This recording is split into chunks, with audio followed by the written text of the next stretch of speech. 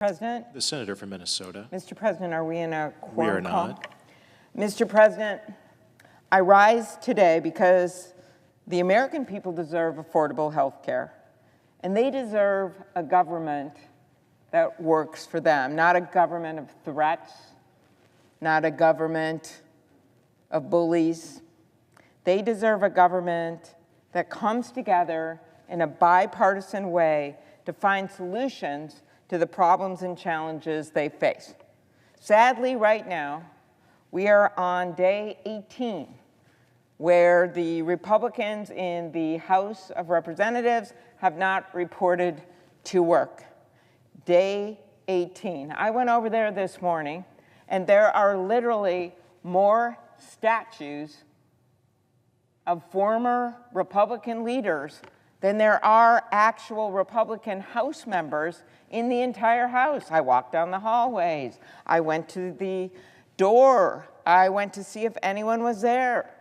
There's no one there. There's just a bunch of statues of former leaders.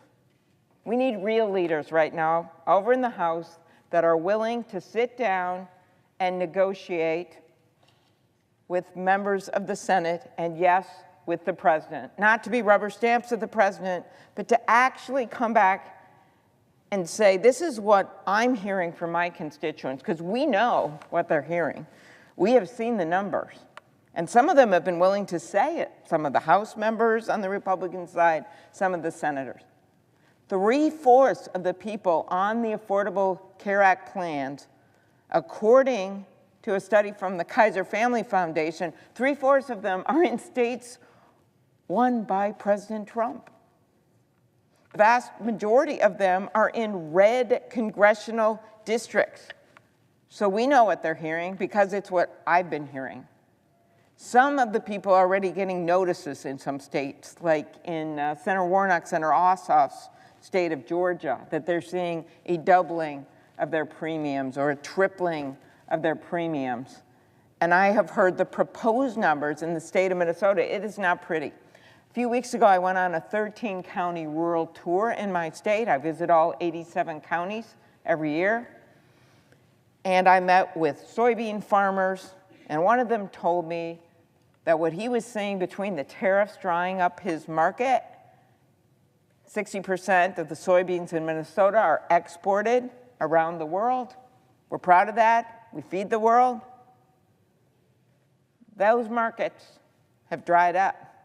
They can't sell their soybeans. They can't get a good price for their soybeans. Heard the same thing from our corn growers.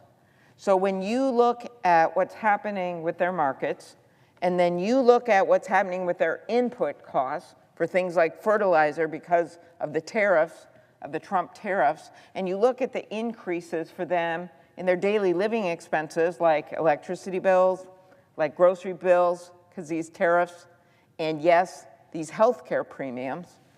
You look at this, and one soybean farmer told me this is a perfect storm of ugly. So what should our answer be? To stay away, like these Republican House members have done, because they're afraid of having a vote about the release of the Epstein files? That soybean farmer is like, what? Go take care of your business, but your job is to come here and help me. Families' budgets are being squeezed. The president promised he would bring down prices on day one, but instead it is day 261, and the opposite is happening, especially with health care.